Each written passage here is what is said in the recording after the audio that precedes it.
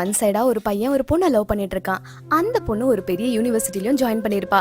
அந்த பொண்ணுக்காகவே பயங்கரமா கஷ்டப்பட்டு படிக்கிறான். அது மட்டும் இல்லாம எந்த வேலையுமே செய்யாம ஒரே இடத்துல உட்காந்து பாத்ரூமுக்கு போனா டைம் வேஸ்ட் ஆகும்னு சொல்லி அந்த யூரினை கூட பாட்டில்ல பிடிச்சு வச்சுட்டு அந்த அளவுக்கு பயங்கரமா படிக்க ஆரம்பிக்கிறான். சில சமயங்கள்ல திடீர்னு அவனுக்கு மைண்டும் டீவியேட் ஆகும். ஆனா அந்த நேரம் மறுபடியும் அவனோட லவ்வரோட போட்டோவை பார்த்ததுமே பயங்கரமா மோட்டிவேட் ஆகி நல்லா படிக்கவும் ஆரம்பிச்சான்.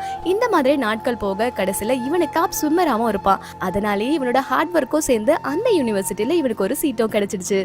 காலேஜுக்கு போனதுமே தன்னோட லவ்வரை பார்த்ததுமே இவனுக்கு அவ்வளோ மகிழ்ச்சியா இருந்தது.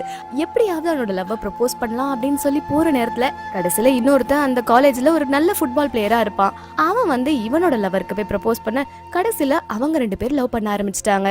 கஷ்டப்பட்டு இவ்வளவு தூரம் படிச்சு தன்னோட லவ்வருக்காக இங்க வந்தான். ஆனா இப்படி ஆயிடுச்சேன்னு சொல்லி ஒரு பக்கம் அவன் நினைச்சாலுமே இல்ல, கண்டிப்பா தன்னோட லவ்வர் அவனுக்கு கிடைப்பா அப்படின்ற மனதைரியம் அவனுக்குள்ள இருந்துட்டே இருந்தது. இந்த மாதிரி சமயத்துலதான் அந்த ஃபுட்பால் பிளேயர் தன்னோட லவ்வரை சீட் பண்ணிட்டு இன்னொரு பொண்ணு கூட கடலை போட்டுட்டு இருக்கிறது இவனுக்கு தெரிய வருது. உடனே இந்த விஷயத்த இவனோட லவர் கிட்ட போய் சொல்றான். ஆனா இவளோட லவரோ அவன் அப்படி இருக்க மாட்டான் அப்படின்னு சொல்லி இவனையே திட்டிடுறா. இவனால முடியாதது எதுவுமே இல்ல அப்படின்ற மாதிரி ஒரு ஃபுட்பால் மேட்ச்ல இவன் கலந்துட்டு அந்த டீமையும் வின் பண்ண வச்சது மட்டும் இல்லாம அவளோட லவர் லவ் பண்ண அந்த ஃபுட்பால் பிளேயரை போய் அடிச்சது மட்டும் இல்லாம தன்னோட லவர் வேற இவன் இப்படி திட்டான் அப்படின்றதுக்காக இனிமே அவளை பார்க்கவே கூடாது அப்படின்ற மாதிரி எண்ணத்துல அவன் போறான். ஆனா இந்த மாதிரி ஒரு சமயம் தானே காதலோட தொடக்கமாவே இருக்கும்.